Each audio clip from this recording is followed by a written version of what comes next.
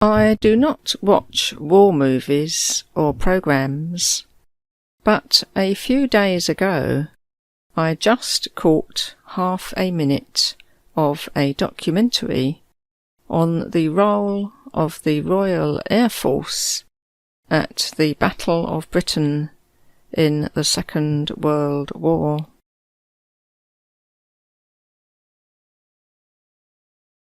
The actors portrayed pilots sitting around waiting for the call to action. All of a sudden, the shout was "Scramble!" and every one of them threw down what he was doing and ran to his plane for immediate takeoff.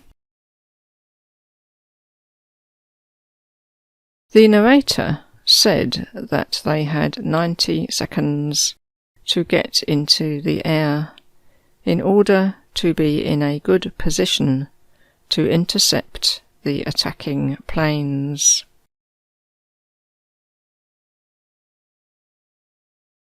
I instantly recognized the scenario as being exactly like taking notes in shorthand.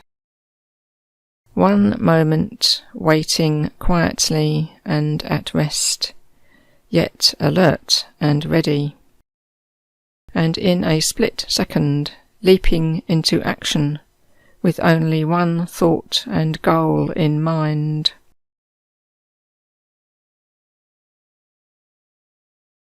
The demands of shorthand writing do not, of course, compare with the importance and danger of defending one's country, but the attitude is the same in terms of requiring instant reaction to the command.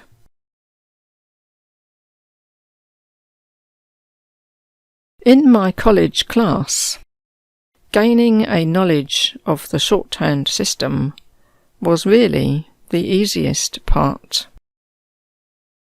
The skill of controlling the mind and attention from their wanderings had to be acquired.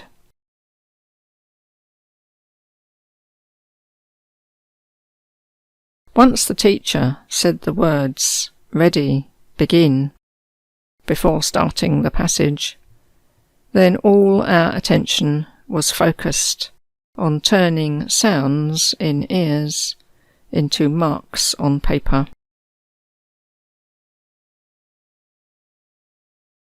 Everything else was screened out. Not only surroundings, extraneous noises, and the sighs and grunts from discomfited fellow students, but also the constant naggings that accompany every wrong outline or hesitation.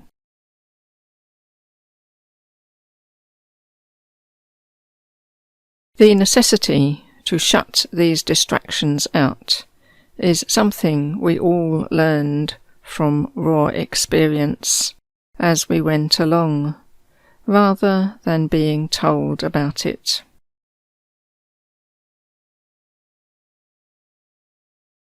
It did not take very long for us to realize that writing shorthand was utterly impossible if the mind was on anything other than producing the outlines. This applies whenever writing speed exceeds one's comfort level, and is an obvious reason for aiming high and not being satisfied with the bare minimum that the employer may require.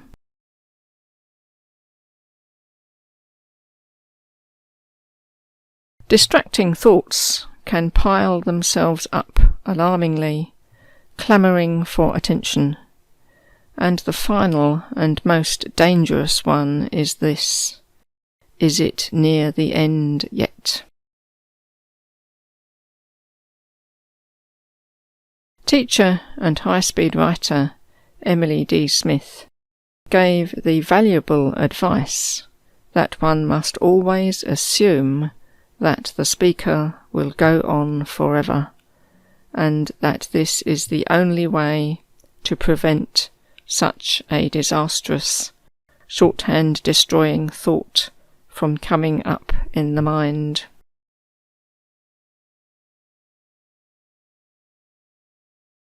Then, when the end comes, it is a pleasure and a relief. That is, for those situations where the speed is being pushed.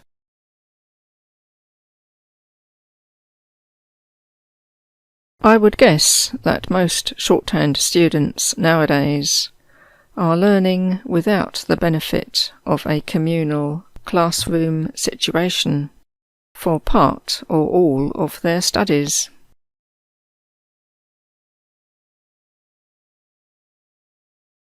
Being able to replay the MP3 is a temptation to not really try the first time, making it easy to give up in disgust at the first hurdle, and assuage yourself that you can give it another go later.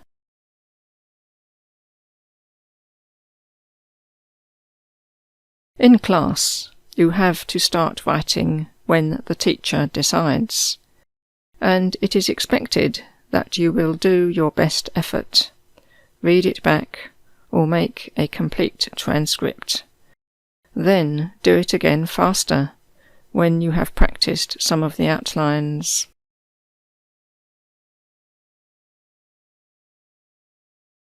Somehow the home learner must acquire the focused classroom attitude, and no shorthand book is really going to teach this.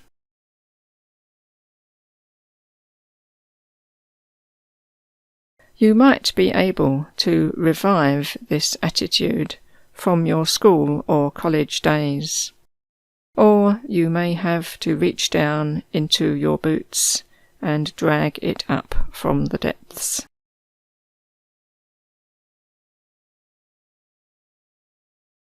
Once it is within your grasp and made regular use of, it is unlikely to slip away again, and it can be pressed into service to overcome any slackness that is holding back progress.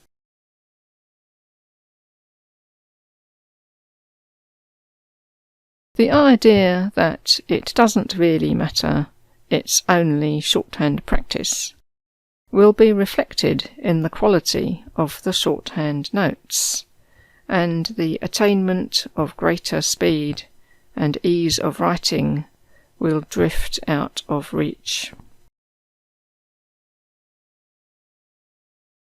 Small failures add up to discouragement and possibly giving up, and then there are two losses: the loss of time and effort already spent without having got to the point of usability, and, most disappointingly, the loss of what might have been achieved and enjoyed with the new skill.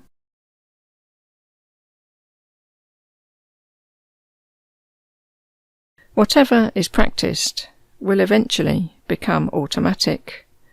Good news for shorthand, but bad news for unhelpful habits, such as allowing Mr. Panic or Mrs. Fluster to get their foot in the door, or letting the unwelcome cousins Miss Takes and Miss Topportunity make themselves at home at the study desk.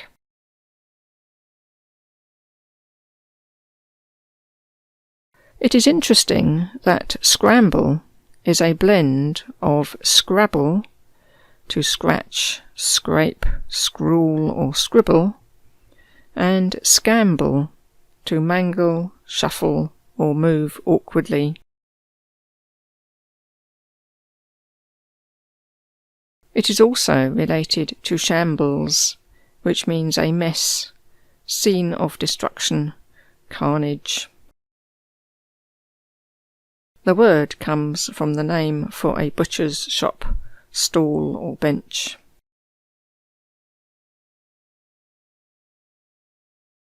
Other meanings seem to match shaky shorthand even more closely.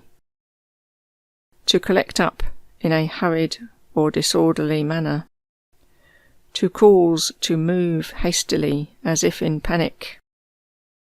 To compete or struggle with others. To make a message incomprehensible to interceptors. To mix up so that it requires decoding. Maybe, for shorthand, it is better to stick with the airmen's command, to move hastily and with urgency, to take off in the shortest possible time in response to an alert.